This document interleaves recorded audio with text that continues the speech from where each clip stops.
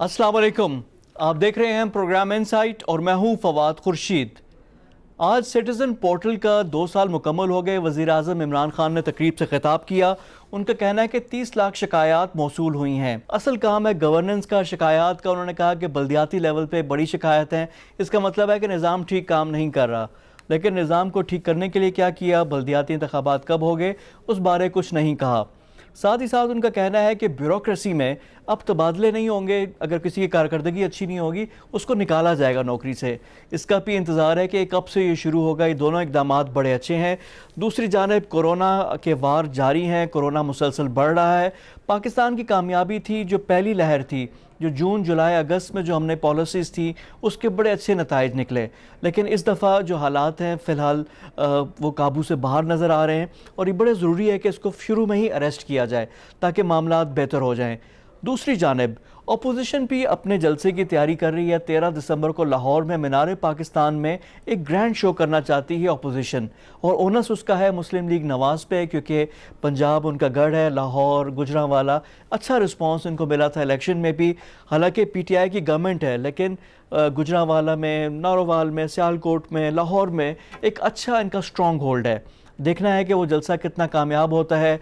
इस सिलसिले में आज फैसलाबाद में भी इन्होंने वर्कर्स कन्वेंशन किया, लोगों को मोटिवेट कर रहे हैं कि आएँ। एक हफ्ते का पूरा मजबूत प्लान है जो इन्होंने कहा है कि मंडे से स्टार्ट होकर 13 तक बिल्डअप उसका करेंगे। आज के प्रोग्राम में हमें ज्वाइन करेंगे senior anchor person Imran Khan. उनसे हम गुफ्तगू करेंगे और साथ ही साथ जो 5th जनरेशन और हाइब्रिड वॉर की जो हम बात कर रहे हैं इनकी डिफ्रेंसिएशन भी हम करवाएंगे। हमारे साथ मौजूद होंगे lieutenant general retired Naeem Khalid Lodhi.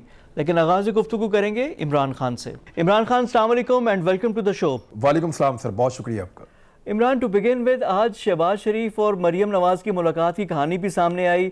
चाचा जान ने भतीजी को मशवरा दिया कि इस हद तक आगे ना जाएं कि वापसी का रास्ता मुमकिन ना हो। डायलॉग की बात अब होना शुरू हो गई है, तो ये कितना साहिब मशवरा है और उस पर कितना अमल किया जाएगा? देखिए, पीएमएलएन हमेशा दो हिस्सों में डिवाइड रहेगी।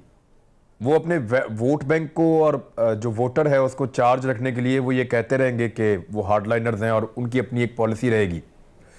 ये शुरू से ऐसे ही है। आपको याद है जब जरदारी साहब के खिलाफ नारेबाजी करवा रहे थे शहबाज शरीफ साहब, तो नवाज शरीफ साहब साथ बैठे हुए थे और नवाज शरीफ साहब मना कर रहे थे और शहबाज शरीफ साहब इशारे कर रहे थे कि लगाओ लगाओ नारे, और लगाओ, जोर से लगाओ पब्लिक को। तो अब टेक्निकली समझे, क्या ये मुमकिन है कि नवाज शरीफ और शहबाज शरीफ घर से मशवरा करके ना आए हों? तो इनका तरीकाकार है कि एक हार्डलाइनर रहता है। आसान तरीका ये था, ना कोविड-19 के सामने बेबस होते, ना इस वक्त ये तनकीद ले रहे होते कि लोगों को हम सड़कों के ऊपर ला रहे हैं वबा के दौर में, तो हर चीज़ से बच जाते, पैसे भी खर्च ना होते, जोर भी ना लगता। तो वो हुकूमत अभी गिराना नहीं चाहते। हुकूमत गिराने से पहले वो कुछ काम करना चाहते हैं। नंबर एक, वो हुकूमत को मैक्सिमम डैमेज करना चाहते हैं कि इस हुकूमत के पल्ले कुछ ना बचे। इनको इतना ज्यादा दीवार के साथ लगाओ, इनको इतना ज्यादा बदनाम करो, इनके खिलाफ तहरीक को इतना शानदार तरीके से उठाओ कि इस हुकूमत की पॉपुलैरिटी बिल्कुल जीरो तक पहुंच जाए। तब ये हुकूमत जो है वो अगला इलेक्शन हारेगी। नंबर एक। नंबर दो, उनको कुछ गारंटीज चाहिए। गारंटीज चाहिए उन डिपार्टमेंट्स की या एस्टेब्लिशमेंट की जिन गारंटीज के साथ ये पाकिस्तान के हर इलेक्शन में कूदे हैं। मिसाल के तौर पे 97 का इलेक्शन से मैं शुरू हो जाता हूं, तो या उससे पहले भी आप कह लें कि इनको हमेशा गारंटी मिलती रही है, इलेक्शन लड़ते रहे। कभी आईजे बनी, कभी कुछ और बना। 97 का इलेक्शन क्लीन स्वीप कर दिया नवाज शरीफ साहब ने, फिर उसके बाद इनको गारंटी नहीं मिली। 2008 के इंतखाबात में नून लीग ने बाइकआउट कर दिया था इंतखाबात का, इसलिए कि उनको पता चल गया था कि पीपल्स पार्टी इलेक्शन जीत रही है और उनको पंजाब भी नहीं मिल रहा, और उनको यह भी पता चल गया था कि पंजाब के अंदर काफ लीग की हुकूमत बनने जा रही है। तो तब उन्होंने बाइकआउट कर दिया, और उस बाइकआउट में फिर जरदारी साहब ने यह गारंटी हासिल की थी कि वफाक में हुकूमत पीपल्स पार्टी की बन जाएगी और पंजाब में पीएमएलएन की हुकूमत बन जाएगी, और फिर वो गारंटी शेयर की गई पीएमएलएन के साथ। तब 2008 में नून लीग ने इलेक्शन का बाइकआउट खत्म किया, लेकिन इमरान खान ने नहीं किया था। उन्होंने इलेक्शन का बाइकआउट कर दिया था। इमरान खान ने भी किया था और जमात इस्लामी ने भी किया था। गालिबन 3 जमातों ने बाइकआउट किया था, बाकी सारी इलेक्शन में चली गई थी। ये 2008 की कहानी है। 2013 के इंतखाबात में दोबारा गारंटी ली गई कि हमें अक्सरियत मिलेगी। यानी मुझे अच्छी तरह याद है, बार बार नवाज शरीफ साहब यही पूछते थे कराची में क्या बनेगा, कराची में क्या बनेगा। उनको इस बात की तो श्योरिटी थी कि वो इंतखाबात जीतकर अक्सरियत के साथ, भारी अक्सरियत के साथ वो कौमी असम्बली में आ रहे हैं, लेकिन उनको यह पता नहीं था कि अपोजिशन में कौन है। अगर कराची से 7-8 सीटें और जीत जाती पीटीआई, तो फिर वो पीपल्स पार्टी की जगह पे अपोजिशन पार्टी बन जाती और खुर्शीद शाह की जगह इमरान खान बैठे होते, तो पिछले 5 साल ज्यादा मुश्किल हो जाते। तो वो गारंटीज तब भी इनको मिली थी, 2013 में भी, 2018 के इंतखाबात में भी इनको गारंटीज मिली थी। 2018 के इंतखाबात में गारंटी ये मिली थी कि आपको जो वोट पड़ेंगे वो काउंट होंगे और आपको इलेक्शन लड़ने का खुला मौका दिया जाएगा। हत्ता कि यहां तक हुआ कि शहबाज शरीफ साहब के पास कुछ लोग गए, उन्होंने जाकर कहा कि आप अपनी काबीना तैयार करें। शहबाज शरीफ साहब ये इंटरव्यू में कह चुके हैं कि हम तो अपनी काबीना तैयार किए बैठे थे, मैं वजीर आजम आ रहा था, मेरे नीचे पूरी कैबिनेट थी, हमने तैयारी। इनको गारंटीज 2018 में भी मिल गई थी, लेकिन उन पर अमल नहीं हुआ और पाकिस्तान तहरीक इंसाफ ने मैदान मार लिया। अब 2023 के इंतखाबात में अगर इन्होंने जाना है या उससे पहले जाना है, तो इनको गारंटीज चाहिए। उन गारंटीज का इंतजार कर रहे हैं। अगर इनको कोई आसरा देता है या कोई इनको ग्रीन सिग्नल मिलता है, तो उसके बाद ये हुकूमत गिराएंगे। और दूसरी बात यह है कि हुकूमत कुछ कवानीन बनाने जा रही है एहतसाब के हवाले से। देखें, वो आइन में तब्दीली के लिए आपको 2/3 अक्सरियत चाहिए होती है। कवानीन को तब्दील करने के लिए या कवानीन बनाने के लिए आपको सादा अक्सरियत चाहिए होती है। कौमी असम्बली में पीटीआई के पास सादा अक्सरियत है, वो कामयाब हो जाते हैं। लेकिन पिछले 3 साल से इमरान खान इंतजार कर रहे हैं कि उनके पास से सेनेट में भी सादा अक्सरियत हो, ताकि जो कानून वो चाहे वो बनाए और बना के फिर वो एहतसाब करें। यानी अभी भी उनको लगता है वो एहतसाब नहीं कर पाए। हालांकि बहुत चीखें आपने सुनी है पाकिस्तान में, अपोजिशन की भी, ब्यूरोक्रेसी की भी, पब्लिक की भी, मीडिया की भी, सारे कह रहे हैं खान साहब ज्यादती कर रहे हैं आप, लेकिन उनको लगता है उन्होंने अभी कुछ भी नहीं किया। तो वो इंतजार कर रहे हैं कि सेनेट में उनके पास अक्सरियत आ जाए। अब अगर सेनेट के इंतखाबात इस फॉर्मेशन के साथ होते हैं जो इस वक्त मौजूद है, तो पंजाब में वो 8 सीटें जीत जाएंगे अपने इत्तेहादी के साथ मिलकर। खैबर पख्तूनख्वा में भी 8 सीटें जीत जाएंगे अकेले ही। इसी तरह बलूचिस्तान में भी उनको सीटें मिलेगी। उनकी और उनके इत्तेहादियों की सीटें जो होने जा रही हैं, वो 33 से 34 सीटें हैं पाकिस्तान तहरीक इंसाफ की। और उनकी जो अक्सरियत होगी मार्च 2021 में सेनेट में जो तादाद होगी हुकूमत की और उसके इत्तेहादियों की, जिसमें काफ लीग है, फंक्शनल लीग है और उसमें बलूचिस्तान अवामी पार्टी पीटीआई है, दीगर जमातें हैं, बाप है बलूचिस्तान अवामी पार्टी, इन सब की सीटें मिलाकर 57 हो जाएंगी। 57 नशिस्तों के साथ सादा अक्सरियत इनके पास होगी और उस सादा अक्सरियत से ये जो चाहेंगे कानून जो है वो बना लेंगे और फिर एहतसाब का अमल सख्त करेंगे। ये है वो सिलसिला जिसको हर हाल में रोकना पड़ेगा और अपोजिशन को रोकना है। लेकिन इससे पहले कि हुकूमत गिराई जाए, कुछ गारंटीज इनको चाहिए, जिसके लिए प्रेशर बढ़ाया जा रहा है। अच्छा इमरान, अब यहाँ पे पीएमएलएन का तो आपने बहुत अच्छी तरह समझा दिया, बता भी दिया, लेकिन पीपल्स पार्टी भी देखिए, पीपल्स पार्टी वाले और फिर मौलाना फजलुर रहमान, ये हर कोई अपने अपने लेवल पे बात कर रहा है। मरियम नवाज ने जब एक्सट्रीम पोजीशन ली तो बिलावल ने ऑन करने से इनकार कर दिया और स्मार्टली अपने कार्ड प्ले करना शुरू कर दिए। गिलगित बल्तिस्तान में बिल्कुल फोर फ्रंट पे आ गए। मौलाना भी कहीं नरम और कहीं गर्म, ये चीज़ें चल रही हैं। तो अब ये अकेले तो इनको डील नहीं करने देंगे ना, तीनों जमातें डील की तलाश में हैं, लेकिन हर कोई अपने अपने एंगल से लेगा, अपने मफाद सबको अजीज होंगे। देखिए, मौलाना फजलुर रहमान साहब के बारे में एक झूठी खबर आई कि वो गवर्नर ही मांग रहे हैं बलूचिस्तान की। मैं इस खबर में नहीं मानता। मौलाना साहब जितना मर्जी मफामत के बादशाह हों, चाहे डीलें करते हों, चाहे फ़ायदे लेते हों, लेकिन इमरान खान के आगे सर नीचा नहीं करेंगे। मुझे इस बात का आइडिया है। इमरान खान मौलाना फजलुर रहमान की जिद बन चुके हैं। ये दोनों लोग एक दूसरे से बहुत ज़्यादा चिढ़ते हैं। यानी मौलाना साहब को डीजल कह कह के खान साहब ने पाकिस्तान के एक एक बच्चे को याद करवा दिया है। आज आप चले जाएं जिन इलाकों में मौलाना साहब की बड़ी ज़बरदस्त रिस्पेक्ट हुआ करती थी बतौर आलम दीन, वहाँ के लोगों की राय खान साहब ने बहुत हद तक तब्दील की है। देखिए, उनका हार्ड लाइनर वोटर जो है, मौलाना साहब का जो मदरसे का तालिब इल्म है, वो उनके साथ है, वो उनकी इज्जत करता है। लेकिन जो मैसेज के अंदर मौलाना साहब का एक एहतराम था, वो ख़त्म कर दिया इमरान खान साहब ने। ये बड़ा अनफॉर्चुनेट हुआ उनके लिए। तो मौलाना साहब इमरान खान से गवर्नर ही लेके भी कोई फायदा नहीं है, वो नहीं लेंगे। मौलाना फजलुर रहमान साहब आखिरी वक्त तक खड़े रहेंगे, कोशिश करेंगे कि किसी ना किसी तरह हुकूमत गिरे, नए इंतखाबात हों और उनको उनका ड्यू शेयर मिले या एक नई हुकूमत बने। मुस्लिम लीग नून का भी प्रॉब्लम यह है कि उनको जब तक गारंटीज नहीं मिलेंगी, वो कोई अगला स्टेप लेने के लिए उनके लिए वो बेहतर नहीं होगा, उस पोजीशन में नहीं होंगे। पीपल्स पार्टी की तरफ आ जाएं, पीपल्स पार्टी के लिए वो कुछ लूज नहीं कर रहे। बिलावल ने जैसी कंपेन चलाई है गिलगित बल्तिस्तान में, वो एक नौजवान है, और अच्छी कैंपेन चलाई है, जोर लगाया है। कोविड-19 उसको हो गया, अल्लाह ताला सेहत दे, लेकिन उससे पहले बिलावल भुट्टो जरदारी ने प्रूव किया कि वो एक नया सियासतदान है, जोर लगाना जानता है, एक मरी हुई पार्टी में जान डाल रहा है। बेशक बहुत मुश्किल है, पीपल्स पार्टी के साथ इतनी ज्यादती हुई है, इस पार्टी को इस तरह नोचा गया है कि अगर कुछ लोग जिनके मैं नाम इसमें से निकाल दूं, अगर वो ना होते तो ये पार्टी खत्म हो जाती, जीरो हो जाती। चंद लोग हैं जिन्होंने इस पार्टी को जिंदा रखा, ना सिर्फ सिंध में तो वैसे ही तगड़े, खास तौर पे मैं कहूंगा खैबर पख्तूनख्वा में और पंजाब के अंदर चंद ऐसे नाम हैं जिन्होंने इस पार्टी को मरने नहीं दिया। तो पीपल्स पार्टी को उनका मशकूर होना चाहिए। दूसरा, बिलावल एक मुर्दा जिस्म में जान डालने की कोशिश कर रहे हैं, मिसाल दे रहा हूं मैं, तो वो वाकई उनकी जो काबिल सताइश है उनकी कोशिश, और उनके वो खो कुछ नहीं रहे ना, उनका कुछ जा नहीं रहा। बिलावल को भी फौरी तौर पे वज़ीर आज़म थोड़ी बन जाना है, उनको पता है अभी 10 साल और लग जाएंगे, हो सकता है 8 साल लग जाए। तो बिलावल को एक लेवल तक आने में टाइम लगेगा, वो रोजाना कुछ ना कुछ सीख रहे हैं। अच्छा इमरान, आप बिलावल की बात कर रहे हैं, लेकिन मुल्तान के जलसे के बाद लोग आसफा की भी काफ़ी बात कर रहे हैं कि आसफा ने जिस तरह खिताब किया, जिस तरह का एक सॉफ्टवेयर इमेज भी है, मरियम के साथ भी थी, तो आसफा को आप कहाँ रेट कर रहे हैं और क्या पीपल्स पार्टी के लिए कितना बड़ा प्लस फैक्टर होगा ये? देखिए, मैं जाती तौर पे ना इन सबको जीरो रेट करता हूं। इनके अब्बू और इनके अम्मी पॉलिटिक्स थे तो ये पॉलिटिशियन थे, तो ये पॉलिटिशियन बन गए हैं।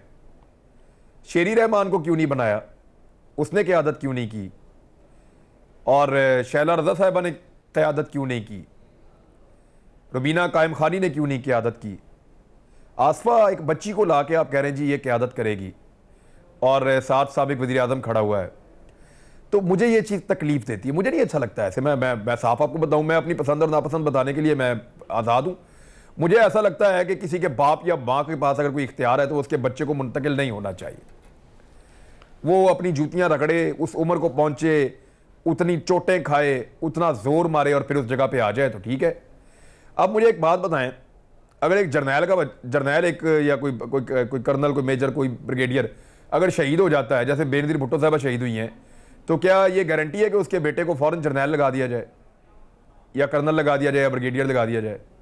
या एक डॉक्टर जो है वो कोविड-19 से फौत हो जाता है, तो क्या ये हो सकता है कि उसका बेटा, क्योंकि उसके बाप ने बहुत बड़ी कुर्बानी दी है कौम के लिए, वो कोविड-19 में शहीद हो गया इलाज करता हुआ लोगों का, तो ऐसी सूरत हाल में क्या ये बात दुरुस्त होगी कि उसके बेटे को डायरेक्ट उसकी सीट पे लाके बैठा दिया जाए या बेटी को? तो ये ठीक नहीं होगा, ये गलत होगा। तो इसी तरह मुझे लगता है कि पॉलिटिकल लोगों को भी प्रॉपर प्रोसेस से गुजर कर आना चाहिए। तो मैं तो ये सोचता हूँ, लेकिन पब्लिक क्या सोचती है वो आपको बता देते हैं। को क्या कहें, ज़ुबान खल्क जो लोग हैं, अब ये बादशाहत में भी होता है ना कि बादशाह जब चला जाता है, नहीं होती भाई, जो बादशाह में भी यही होता है कि गरीब लोग हैं भाई, चला जाता है तो उसके बाद उसका बच्चा आ जाता है, और लोगों का है। अब देखें, मरियम की भी अपील है ना, मरियम का भी कोई सियासी इस तरह का नहीं है, लेकिन अब लोग फॉलो करना चाहते हैं, बिलावल को लोग फॉलो कर रहे हैं, आसफा को लोग कर रहे हैं, तो उसको क्या कहें? लोगों के पास चॉइस नहीं है भाई, कब्जा हो गया पॉलिटिकल पार्टीज के ऊपर। आप मुझे एक बात बताएं, अगर नवाज शरीफ साहब ये कह देते अपनी वजारत उज़्मा में कि मरियम नवाज पॉलिटिक्स में नहीं आ रही और चौधरी निसार अली खान अब पार्टी के नए सरबराह हैं, तो आप मुझे बताइए कि फिर अगला जाती उमरा कहां पे होता? अगला जाती उमरा होता चक्री में, बिल्कुल वहां पे होता।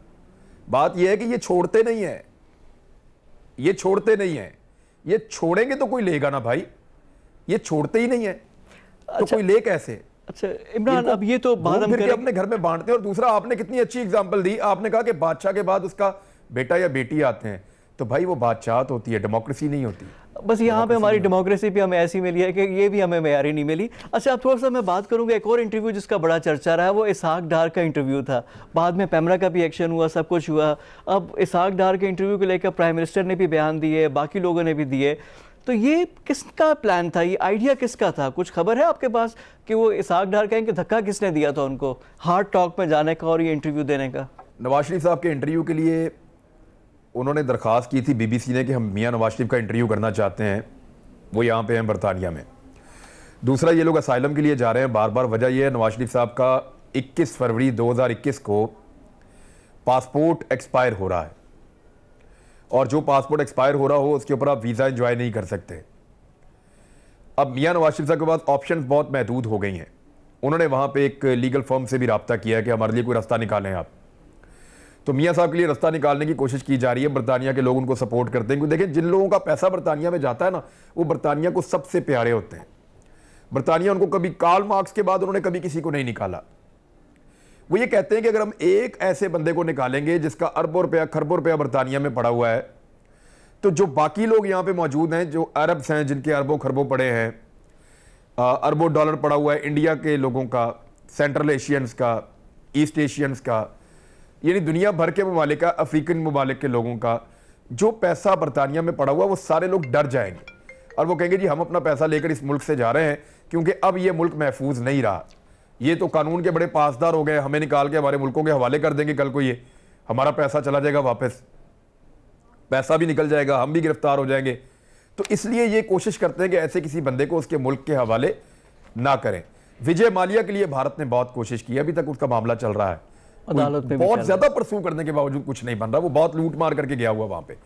तो बात यह है कि मियां नवाज शरीफ साहब के वापस आने के हवाले से ये जोर तो लगाएंगे, लेकिन ऐसा मुमकिन नहीं है कि ये उनको ला पाएंगे, बहुत मुश्किल है। इसहाक डार साहब का इंटरव्यू बीबीसी ने मांगा नहीं था, उन्होंने इंटरव्यू मांगा था नवाज शरीफ साहब का। तो नवाज शरीफ साहब की फैमिली ने मना कर दिया था, उनके बेटे ने कि इंटरव्यू नहीं दे सकते, वो बीमार हैं। तो जब नवाज शरीफ साहब ने लंबी लंबी तकरीरें की पाकिस्तान में ऑनलाइन, तो इस पर बीबीसी ने कहा जी वो तकारीर कर रहे हैं, आप अब इंटरव्यू भी दें, क्या हो गया आपको। तो इस पे शरीफ खानदान को ये फील आई कि बीबीसी कोई डॉक्यूमेंट्री बना के चला देगा अगर हम उनको ऑब्लाइज नहीं करेंगे तो, क्योंकि बीबीसी ने माजी में एक डॉक्यूमेंट्री बनाई थी जो इनका आज तक पीछा करती है। इसी तरह जो डेली मेल की जो रिपोर्ट है वो भी इनका आज तक पीछा करती है। इन्होंने किसी को भी चैलेंज नहीं किया, ये कर भी नहीं सकते कानूनन, क्योंकि वो सच लिख रहे हैं। तो अब इस डर से कि बीबीसी दोबारा से कोई डॉक्यूमेंट्री ना बनाए, और टैकल करने के लिए इसहाक डार साहब को कुर्बानी का बकरा बनाया। और डार साहब को ये लगा कि क्योंकि वो पॉलिटिकल असाइलम ले रहे हैं तो ये चीज़ उनके बेनिफिट में जाएगी, तो वो गए और जाके उन्होंने हार्ड टॉक को इंटरव्यू दिया टिकटॉक समझ के, लेकिन वो हार्ड टॉक निकला। चले, अब ये तो बात होगी अपोजिशन की सब कुछ, अब जरा गवर्नमेंट की भी बात करते हैं। आपने लेकिन आप इसमें एक चीज और गौर करें, आप मुझे एक चीज याद आ गई, आप एक चीज और गौर करें। देखिए आप भी इंटरव्यू करते हैं, मैं भी करता हूं। स्टीफन ने जो इंटरव्यू किया ना, उस इंटरव्यू में सवालात कोई नहीं थे, तैयारी कोई नहीं थी। अगर आप गौर करें तो कोई तैयारी नहीं थी, कोई टेक्निकल सवालात नहीं थे, उसने सिर्फ गुस्सा उतारा है। आप गौर करें कि उसने सिर्फ, ये कोई टेक्निकल सवालात नहीं थे, उसने सिर्फ बेइज्जती की है बिठा के। उसने इसहाक डार की बेइज्जती की है और गुस्सा उतारा है इस बात का कि हमने नवाज शरीफ का इंटरव्यू मांगा, ये आपने किसको भेज दिया।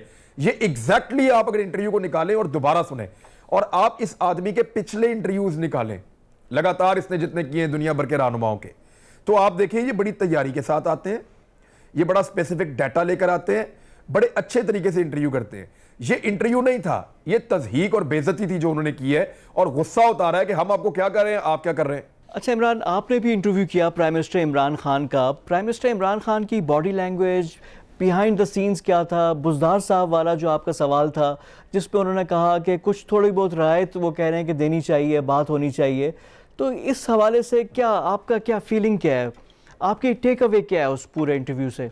कंप्रोमाइज़ तो हैं भाई, कंप्रोमाइज़ तो बहुत सारे हैं। अब फिरदौस आशिक ईवान का मामला एक बहुत बड़ा कंप्रोमाइज़ है, जो खुसरू बख्तियार का मामला वो भी एक कंप्रोमाइज़ है। वफाकी काबीना के अंदर आपको 6-7 ऐसे लोग नज़र आते हैं जो कंप्रोमाइज़ हुए हैं। आपको ब्यूरोक्रेसी के अंदर बहुत सारे ऐसे, अब इस वक्त प्रिंसिपल सेक्रेटरी जो पंजाब का है, ये वो बंदा है जिसको इमरान खान साहब ने वज़ीर आज़म पाकिस्तान होते हुए खुद करप्शन पे निकाला था ज़ाती तौर पे, कि इमरान खान साहब के एक दोस्त इसके पास गए थे, इसने उनसे पैसे मांग लिए थे, तो उन्होंने जाके खान साहब को बताया कि भाई हम कारोबार करते हैं, पहली दफ़ा ऐसा हुआ है मैं ब्यूरोक्रेट के सामने गया हूँ, उसने मुंह खोल के पैसे मांग लिए मेरे से। कौन है? जी ये आदमी है। अब वो बंदा इस वक्त प्रिंसिपल सेक्रेटरी है पंजाब में, वज़ीर आला पंजाब का। तो बात यह है कि कंप्रोमाइज़ हो रहे हैं। वो जो ब्यूरोक्रेट 10-10 साल से पंजाब में बैठे, जिनको मेरिट के मुताबिक निकालना था बलूचिस्तान में, गिलगित बल्तिस्तान में, सिंध में, इधर उधर भेजना था, वो सारे आज भी यहीं बैठे हैं, कोई कहीं जाने के लिए तैयार नहीं है। कंप्रोमाइज़ तो हो रहे हैं और इमरान खान सब कर रहे हैं, और उन कंप्रोमाइज़ का खमियाजा ना सिर्फ उनकी पार्टी, उनकी हुकूमत, अवाम, बल्कि उनकी मकबूलियत भी भुगत रही है। अच्छा फाइनली अब के where do we see ourselves? अब अपोजिशन का भी आपने कह दिया मार्च तक की कहानी है, गवर्नमेंट का भी अपना रिफॉर्म का एजेंडा है, मजीद नैब की सख्ती होगी, बट व्हाट नेक्स्ट? 2023 तक क्या क्या होने वाला है? मेरे ख्याल में इंतखाबात अपने टाइम पे होंगे। अगर ये असेंबली जाएगी या ख़त्म होगी तो एक ही सूरत में होगी कि इमरान खान इसको ख़त्म कर दे, वो अपनी ताकत इस्तेमाल करके इसको ख़त्म कर दे, बस यही सूरत है। अपोजिशन इस हुकूमत को नहीं गिरा पाएगी, ऐसा मुमकिन नहीं है। और अगर अपोजिशन ने इस हुकूमत को गिरा दिया किसी भी तरह से, चाहे अदालत का दरवाज़ा खटखटा के या एस्टेब्लिशमेंट का या जैसे भी करके, तो इमरान खान एक इतनी बड़ी मुसीबत बन जाएंगे कि दोबारा पाकिस्तान में पार्लिमानी इंतखाबात नहीं होंगे उनकी ज़िंदगी में, और वो उसको होने भी नहीं देंगे। ये मुझे तो ऐसा फील हो, क्योंकि ये तो एहतजाज करते हैं, छोटे छोटे जलसे करते हैं 11 जमातें मिलके। वो जलसों का पाकिस्तान में इस वक्त बादशाह है, वो जिधर जाता है वो रश लगा देता है, चाहे हुकूमत में हो चाहे अपोजिशन में हो, ये तो काम उसको आता है। हुकूमत चाहे उससे ना चल रही हो, ये काम ना हो रहे हो, लेकिन जब वो जलसे करने निकलेगा तो वो मुसीबत तो डाल देगा सबको। यानी इमरान, आपका कहना यह है कि 2023 के इंतखाबात अपने वक्त पे होंगे और अपोजिशन की तहरीक जो अपने मकासद हैं उसके लिए कर रही है, और कि जो इमरान खान का आपने कहा कि जिस तरह जलसे वगैरह पे अगर वो आ गए, जब तक वो खुद नहीं चाहेंगे तो गवर्नमेंट नहीं जाएगी। बहुत शुक्रिया आपके टाइम का। इमरान खान हमारे साथ मौजूद थे, सीनियर एंकर पर्सन, उनसे हमारी गुफ्तगू हो रही थी। प्रोग्राम में वक्त हो गया एक ब्रेक का, ब्रेक के बाद आकर गुफ्तगू का सिलसिला जारी रखेंगे। Stay with us.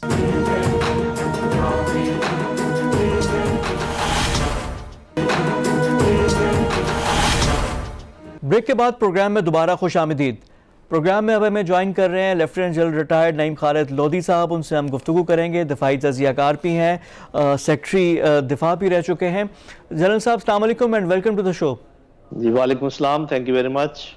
जनरल साहब, सबसे पहले तो बात करते हैं जो 5th जनरेशन वॉरफेयर की बात हो रही है, DG ISPR ने भी उसका जिक्र किया, इंडिया के ख़िलाफ़ हमने भी एक डोजिया तैयार किया, वह सब चीज़ें हैं। और हमें पता है चीफ़ ऑफ आर्मी स्टाफ हो, मुख्तलिफ मिलिट्री की लीडरशिप मुख्तलिफ टीयर्स पे ये बात कर रही है कि हमें 5वीं जनरेशन वॉरफेयर का निशाना बनाया जा रहा है, हाइब्रिड वॉर है।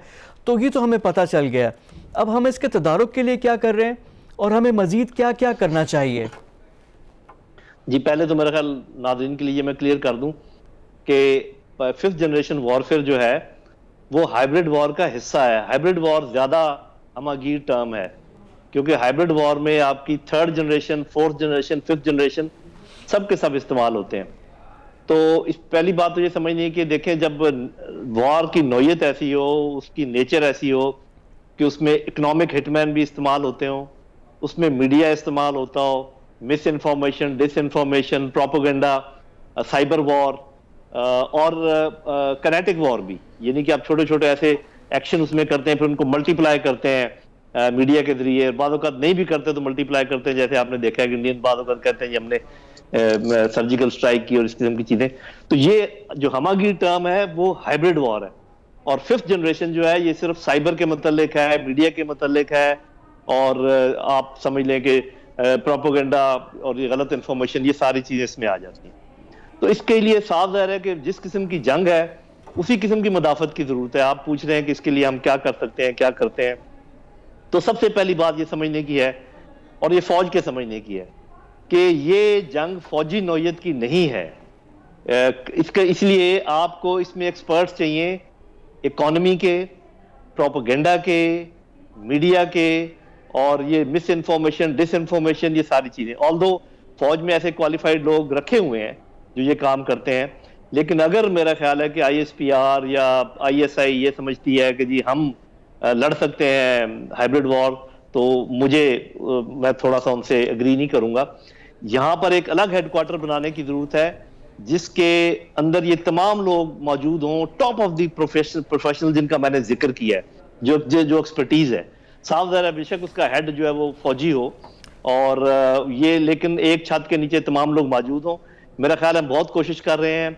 ISPR ने इस किस्म के मामलात किए हैं, उन्होंने ऐसी इस्तादात पैदा की है अपने अंदर, ISI ने जरूर की होगी, लेकिन अगर वो मेरी बात माने तो इसको जरा और तरीके से हैंडल करने की जरूरत है। और ये सिर्फ दफाई नहीं लड़ी जा सकती। अगर आप ये कहें कि जी बस हम उसको वो प्रोपोगेंडा करें, हम उसका जवाब देते रहें, तो ऐसे नहीं होता। या वो हमें अंडरमाइन करें इकोनॉमिकली, पॉलिटिकली, तो हम उसका दिफा करते रहें, ऐसे नहीं होता। यानी इसमें जो आपका आपको भी कहना है हमलावर कि होना पड़ेगा। जो बेस्ट उसके जो लिए डिफेंस है जिस किस्म वो की मैं ऑफेंस तंजीम है। कह रहा हूँ उसकी जरूरत है। जी जी, यानी आपके ख्याल में जो बेस्ट डिफेंस है वो ऑफेंस है और हमें ऑफेंसिव पे जाना पड़ेगा। लेकिन जब दुश्मन को आप स्टडी भी करते हैं ना, नो द एनिमी, उसमें आप देखते हैं कि उनका जो मीडिया है वो भी इन चीज़ों को बढ़ा चढ़ा के करता है और बड़ा एक्सपोज भी होता है। जैसे कराची वाले इंसिडेंट का था कि जब कराची में उन्होंने कहा कि जी सिविल जंग खाना जंगी हो गई, बिल्कुल झूठ, सफ़ेद झूठ। लेकिन उसके बाद भी वो ऐसे ढीठ है कि बाज ही नहीं आते, फिर उसी ढिठाई से फिर कोई और टॉपिक चेंज करके किसी और जगह पे शुरू हो जाते हैं। हाँ जी, देखिए बात यह है कि अगर आप मीडिया की वॉर देखें तो मेरा ख्याल हमारा मीडिया जीता हुआ है। इसलिए कि अगर ये कोई बात करते हैं तो इस तरीके से करते हैं जिसकी क्रेडिबिलिटी सामने हो या जांची जा सके। वो इतना हाइप क्रिएट नहीं करते, इतना झूठ और तूफान के लेवल नहीं बढ़ाते जिससे कि साफ अंधे को भी नजर आ रहा हो कि गलत है। तो इसको अगर आप सही तरीके से ना समझें, इसीलिए तो मैं कह रहा हूँ प्रोफेशनल की जरूरत है। हम फिर भी मतलब मीडिया के पॉइंट ऑफ व्यू से मैं कहूंगा कि हमारे चंद मीडिया हाउसेस बड़े प्रोफेशनल तरीके से इसको हैंडल कर रहे हैं और ISPR में भी ये अहलियत जो है ना वो मौजूद है। वहां पर ये है कि वो आप देखते हैं कि वो बिल्कुल लाइंस क्रॉस कर जाते हैं और झूठ साफ नजर आता है और जिस किस्म की जज्बातियत दिखाई जाती है उससे भी अंदाजा हो जाता है कि वो झूठ बोल रहे हैं। तो इसलिए वो ज्यादा कारगर नहीं है इस मामले में। लेकिन और मामलात में वो कारगर हैं जिसके अंदर वो अपने एजेंट्स भेजते हैं, जिसके अंदर वो हमें दोस्तों से काटने की कोशिश करते हैं, फॉल्स फ्लैग ऑपरेशंस करते हैं। इसमें वो कुछ ना कुछ असर वो डाल रहे हैं। यहाँ पे एक चीज़ मुझे थोड़ा सा आपसे मैं डिस्कस भी करना चाहूँगा कि अब देखिए जैसे डोनाल्ड ट्रंप है वो भी जो बात करते थे, स्टेटमेंट्स देते थे, सही गलत की परवाह नहीं करते थे। इसी तरह प्रेसिडेंट ओबामा ने जो अभी नई किताब लिखी है उसमें भी इंडिया में शिद्दत पसंदी का जिक्र जो कर रहे हैं कि मुसलमानों के खिलाफ जो एक बयानिया है उसको लोग बाय कर रहे हैं। सच और झूठ की जो पाकिस्तान के खिलाफ प्रोपेगेंडा है, वहाँ का जो आम शहरी है, जो आम भारतीय है, वो उसको बाय कर रहा है। अब ये झूठ इस तरह, यानी क्या इंटेलेक्ट कम हो गया दुनिया में? चक्कर क्या है कि क्यों इस तरह की जो साफ झूठ बात थोड़ी सी तहकीक से पता चल जाती है लेकिन लोग उसको कन्वीनियंस पे बाय कर रहे होते हैं? जी, बुनियादी तौर पे जो मजहब है और इस किस्म की चीजें हैं ये ज्यादातर मंतिक पर नहीं चलती, ये जज्बातियत पर चलती हैं, ये आपकी एफिलिएशन पर चलती हैं। तो वो अपील कर रहा है कट्टर हिंदुओं को जो कि वहां मेजॉरिटी में है और वो उनकी बात मान रहे हैं। लेकिन आप देखेंगे कि जो दलित हैं, जो क्रिश्चियंस हैं, जो सिख हैं, जो मुसलमान हैं और जो म्याना रवि रखने वाले हिंदू हैं, पढ़े लिखे हिंदू, वो उनकी बात नहीं मान रहे। लेकिन वो अकलियत में है अभी भी। तो वहां पर चूंकि तालीमी मेयार ऐसे ही है, लेकिन इसका दुनिया पे जो है वो काउंटर असर हुआ है। दुनिया जो है वो परेशान है, दुनिया को नजर आ गया है। पहले जो इनका प्रोपेगेंडा था वो जरा सटल था, उसमें ये एक्सट्रीमिज्म नहीं था, जिसकी वजह से बहुत सारे काफी दुनिया के लोग मानते थे कि शायद जो पाकिस्तान को टेररिज्म का गढ़ कहा जा रहा है कुछ शायद उसमें कोई सच हो। और अमेरिका भी उसमें वक्तन फक्तन अपना जो ना वो डालता रहता था हिस्सा। अब मेरा ख्याल है कि जिस तरीके का रवैया इन्होंने अपनाया है वो अभी काउंटर प्रोडक्टिव हो गया है इंटरनेशनल लेवल पर। जी प्रोडक्टिव है उनके अंदर इंटरनल लेवल पर, लेकिन मेरा अपना अंदाजा ये सस्टेनेबल नहीं है, ये ज़्यादा चल नहीं पाएगा। अच्छा जनरल साहब, इंडिया का तो बड़ा हमें क्लियर हो गया है, चाहे FATF हो, जहाँ पे इंटरनेशनल फोरम पे हो पाकिस्तान की मुखालफत किसी भी हद तक वो जा सकते हैं। CPAC को वो टारगेट कर रहे हैं। अब CPAC पाकिस्तान के लिए गेम चेंजर है, इतना कि हमारा दुश्मन भी उसको रियलाइज़ कर रहा है। लेकिन यह क्या पाकिस्तान हम लोगों को इदराक है कि जो कितनी चीज़ इंपॉर्टेंट है हमारे लिए और हम उसका उसी तरह दिफा करें जिस तरह दुश्मन उस पर अटैक कर रहा है? तो ये जो डायकोटमी है, जो गैप है, इसको कैसे ब्रिज किया जाए? हाँ जी, वो मेरा ख्याल गैप नहीं है। अल्लाह के फजल से DGISPR ने थोड़ा सा इंडिया दिया था, मैं उसका अदा कर देता हूँ कि पाकिस्तान ने स्पेशल फोर्सेस रेज की हैं इसकी हिफाजत के लिए और स्पेशल इंटेलिजेंस सेटअप बनाया इसकी हिफाजत के लिए। और फिर आपने पिछले हफ्ते देखा होगा, ये बल्कि चंद दिन पहले की बात है कि बड़े मुआहदे हुए चीन और पाकिस्तान के दरमियान, दफाई नौयत के मुआहदे, उसमें CPAC की हिफाजत का इंतजाम भी जरूर डिस्कस हुआ होगा। साफ ज़ाहिर उन्होंने वो उसको ओपन नहीं किया है। तो मेरा अपना ख्याल है कि पाकिस्तान इज क्वाइट कॉन्फिडेंट कि उनको ये जो इंटेलिजेंस है सारी पाकिस्तान के पास है, पाकिस्तान को इंफॉर्मेशन सारी है। उनके तौर तरीके आपने देखा, कई इन्होंने ग्रो ऐसे बस्ट कर दिए। ठीक है, कुछ लोग अभी भी पर तोलने बैठे हैं अफगानिस्तान की साइड से और जगहों से, इंशाल्लाह उनको भी हम काबू करेंगे। देखें, जब दुश्मन प्लान बनाता है तो कुछ ना कुछ कामयाबी उसको हो जाती है। 20 में से 2 मौकों पर या 3 मौकों पर हो सकता है वो कामयाब हो जाए। हमारी पब्लिक को ये समझना चाहिए कि कितनी दफा वो नाकाम होता है, उससे पता चलता है कि हम अपना, हमारी इंटेलिजेंस, हमारे लोग अपना काम कर रहे हैं या नहीं। तो मैं बहुत कॉन्फिडेंट हूं कि मेरा ख्याल हमने जो इंतजाम किए हुए हैं CPAC की हिफाजत के लिए, वो अच्छे हैं, सिक्का बंद है और इंशाल्लाह और बेहतर हो जाएंगे चीन की मुआवनत के साथ। अच्छा दिल साहब, एक और हमारा जो हमेशा से जो सबसे बुनियादी जो हमारा डिफरेंस है वो कश्मीर के मसले पे है। जब से इन्होंने कश्मीर पे अपनी पॉलिसी चेंज की है, अब there is no looking back, अब उसमें वापस नहीं आ सकते, एलियनेट कर दिया लोगों को। इंडिया का जो एंड प्लान है वो है क्या? क्या बाहर से लोग आकर उनको कर दें, जो मुसलमान हैं, जो वैली के हैं, उनको क्या ख़त्म करना चाह रहे हैं? क्या अब इनका आइडिया है क्या, एंड गेम क्या ये करना चाह रहे हैं, और पाकिस्तान को क्या करना चाहिए? जो मौजूदा उनके स्टेप्स हैं वो बिल्कुल आप यूं समझें कि ये इसराइल के स्टोरी बोर्ड से उन्होंने नकल की है, और बिल्कुल वो सब कुछ कर रहे हैं जैसे कि इसराइल ने फ़लस्तीनियों के साथ किया है। वो उनको प्रेशराइज कर रहे हैं ताकि वो उन जगहों को छोड़ें, अपना कूच करें पाकिस्तान की तरफ, आज़ाद कश्मीर की तरफ, लेकिन वहां पर कश्मीरी डटे हुए हैं, वो वहां से नहीं निकल रहे। एक दो फर्क है। दूसरा ये है कि शायद फ़लस्तीन के सिलसिले में कोई ऐसा हमसाया मुल्क नहीं था जो इसराइल से टक्कर ले सके, लेकिन यहाँ पर अल्लाह ताला के फजल से कश्मीरियों की हमायत में खड़े होने वाला पाकिस्तान ऐसा मुल्क है कि अगर टक्कर मारे हिंदुस्तान तो वो दीवार के साथ टक्कर लगाएगा इंशाअल्लाह अल्लाह के फजल करम से। तो फर्क है, लेकिन हमें क्या करना चाहिए ये इंपॉर्टेंट है। हमें ये बात समझनी चाहिए कि सिर्फ डिप्लोमेसी से ये मसला हल होने का नहीं है। हमने बड़ी डिप्लोमेसी में कामयाबियां हासिल की हैं, और ये भी लॉफेयर की थोड़ी सी कामयाबी है, ये जो हमने फोल्डर तैयार किया और जिस तरीके से तैयार किया। इसको पॉलिटिकल स्टेप्स लेने पड़ेंगे बड़े सॉलिड किस्म के, जैसे अभी गिलगित बल्तिस्तान को एक टेम्परेरी तौर पे सूबे का हिस्सा देना है, आज़ाद कश्मीर को भी ऐसे किया जा सकता है। यूएनओ को कहा जा सकता है कि यहाँ पे पार्शियल प्लेबिसाइट कराएं, आए और लोगों से पूछें। अगर वो नहीं मानेंगे, जो कि वो नहीं मानेंगे क्योंकि हिंदुस्तान नहीं मानेगा, तो आप रेफरेंडम कराएं और पूरी दुनिया के ऑब्जर्वर्स को बुलाएं कि आके देख लें कि लोग क्या कहते हैं। आप शिमला मुआहदे से निकलें, आप कोई पॉलिटिकल स्टेप्स लें, कोई आप इर्ताश तो पैदा करें। उसके अलावा जो कुछ अभी फोल्डर बना है, इसमें आपको पता है वो फॉल्स फ्लैग ऑपरेशंस और कोई मिलिट्री ऑपरेशंस और सर्जिकल स्ट्राइक्स इस किस्म के, और अंदर आके हमारे वो इंतशार पैदा करते हैं। फंडिंग है, जो पैसे दे रहे हैं, ये सब कुछ करने का हक हमें भी हासिल होना चाहिए और हमें करना चाहिए। इस तरीके से अगर आप मजबूत प्लान बनाएंगे तब भारत घुटने टेकेगा, सिर्फ डिप्लोमेसी से कुछ नहीं होने का। अच्छा, दूसरा आपने बड़ा इंपॉर्टेंट जिक्र किया कि जो इसराइल का ब्लूप्रिंट था और सब कुछ, लेकिन अब जो इसराइल वाला है वहाँ पे मामला ही अब कुछ और होना शुरू हो गया है। अरब ममालिक में जिस तरह ट्रंप के आखिरी टेन्योर के जब इलेक्शन से पहले वाला जो था, वहाँ पे तो धड़ाधड़ तस्लीम करने वाली बात हो रही थी, डिप्लोमेटिक रिलेशंस बेहतर होने की बात हो रही है। और इसी कॉन्टेक्स्ट में जो ईरान का जो न्यूक्लियर प्रोग्राम के जो साइंटिस्ट थे उनका कत्ल, फिर ईरान का ये कहना कि हम पे हमला हुआ तो हम अमारात पे हमला करेंगे, तो ये भी चीज़ें बड़ी तेज़ी से तब्दील हो रही हैं। उस पर भी पाकिस्तान का कहीं ना कहीं रोल तो आएगा और बड़ा इंपॉर्टेंट रोल होगा। जी, असल में इन सब चीज़ों से सबक सीखने की ज़रूरत है। इसराइल ने जो मामला किया इस तरीके से किया कि आखिरकार उसने मिडल ईस्ट के मुल्कों को हरा दिया, अपनी पॉलिटिकल एक्यूमेन से, अपनी डिप्लोमेसी से, अपने मिलिट्री पावर से, अपने प्रोपेगेंडा से, और वो फ़लस्तीनियों को उन्होंने छोड़ दिया। आप समझ लें, फ़लस्तीनियों को उन्होंने अबेंडन कर दिया।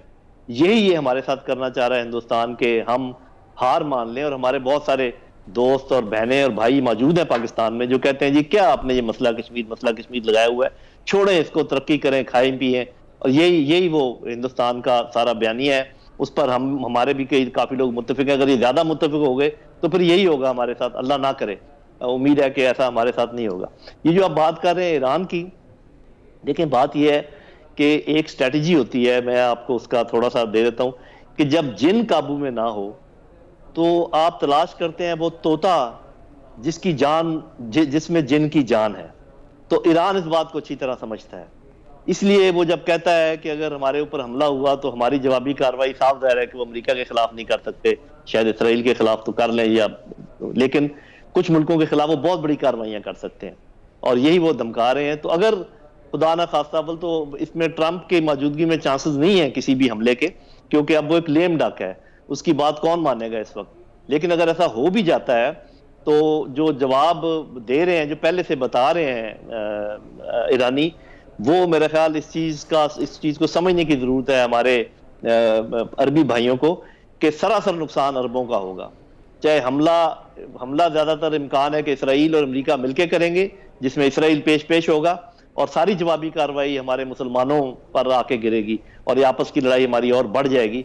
अल्लाह करे कि ये सब साइडें ये बात समझ जाएं, उनकी ये चाल समझ जाएं और इस फंदे से निकल जाएं। जी जनरल साहब, ये बड़ी इंपॉर्टेंट आपने बात की, बहुत शुक्रिया आपके टाइम का। हमारे साथ मौजूद Thank you. थे लेफ्टिनेंट नईम खालिद लोधी साहब, उनसे हमारी गुफ्तगू हो रही थी। आज के इनसाइट में इतना ही, कल मजीद मौज़ूआत के साथ आपकी खिदमत में हाजिर होंगे। तब तक के लिए फवाद खुर्शीद को इजाज़त दीजिए। खुदा हाफिज़।